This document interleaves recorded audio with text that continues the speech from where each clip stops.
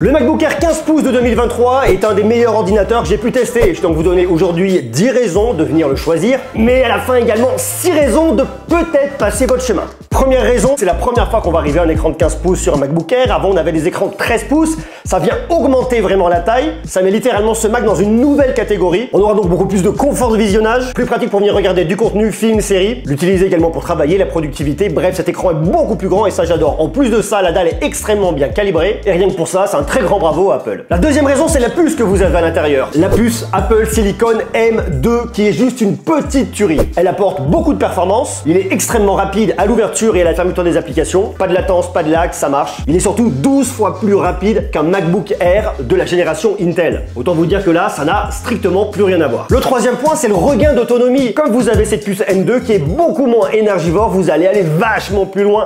Jusqu'à 18 heures d'utilisation. Alors peut-être pas 18 heures réellement stricto sensus, mais pour autant, vous allez pouvoir aller super loin en utilisation de votre MacBook Air. Le quatrième point, c'est qu'il est extrêmement silencieux. Au niveau de sa fabrication, vous avez absolument aucun ventilateur. Là où sur un MacBook Pro, il va falloir venir ventiler pour sortir la chaleur. Forcément, il va venir tartiner davantage. Sur un MacBook Air, vous avez aucun ventilateur, nulle part. Comme c'est pas une machine qui est faite pour être utilisée de manière intensive, pas trop de risque de venir la faire trop chauffer, donc pas besoin de ventilateur. Le cinquième point, c'est le design. Le MacBook Air est un ordinateur extrêmement fin, qui passera parfaitement bien dans n'importe quel sac. Ça, c'est quand même super. Les finitions sont irréprochables, à l'extérieur, à l'intérieur. C'est vraiment une machine que j'adore. En plus de ça, vous avez le choix entre 4 coloris: minuit, lumière stellaire, gris sidéral et argent. Vous n'avez plus qu'à faire votre choix. Le sixième point, c'est son boîtier en aluminium 100% recyclé. Apple va toujours plus loin dans l'éco-responsabilité. Et ça, on aime. Que serait un Mac sans macOS, qui est une des meilleures expériences qu'on peut retrouver sur un ordinateur et qui est surtout une partie centrale de l'écosystème d'Apple. Vous envoyez et recevez des fichiers très facilement grâce à AirDrop. Vous synchronisez tout dans le cloud avec iCloud. Il y a également l'assistant de migration qui est très simple pour venir configurer son Mac. Bref, c'est complet, ça marche bien, c'est très simple et c'est extrêmement efficace. Le huitième point, c'est l'audio. L'expérience audio sur les Macs aujourd'hui est absolument incroyable. Déjà avec le MacBook Pro 16 pouces, la dernière version d'Intel était juste top au niveau du son. Les MacBook Pro sont toujours extraordinaires et ce MacBook Air est également très bon. Alors on n'ira pas aussi loin que ce qu'on va voir avec un MacBook Pro,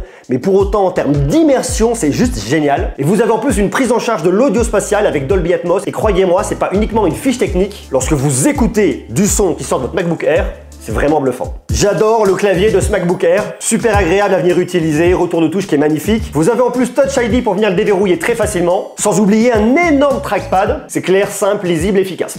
Tout simplement. Et que serait ce MacBook Air sans MagSafe? Vous prenez, vous le mettez en face, il est aimanté. Vous avez la LED pour savoir s'il est en train de charger. Et si quelqu'un par inadvertance vient tirer dessus, eh bien ça va pas faire tomber votre Mac, ça l'arrache pas, c'est pratique, c'est vachement bien. Autre point positif, ça vient pas occuper un des deux ports USB-C. Comme ça, vous pourrez les utiliser pour faire tout ce que vous voulez. Et autre truc qui est bien vu, vous avez deux ports USB-C sur votre bloc de charge. Comme ça, je peux venir brancher ici mon MacBook Air et pourquoi pas au-dessus mon iPhone. C'est pratique. Bon, tout ça c'est bien beau. Maintenant, il y a quand même quelques points négatifs sur ce MacBook Air qui font que des fois...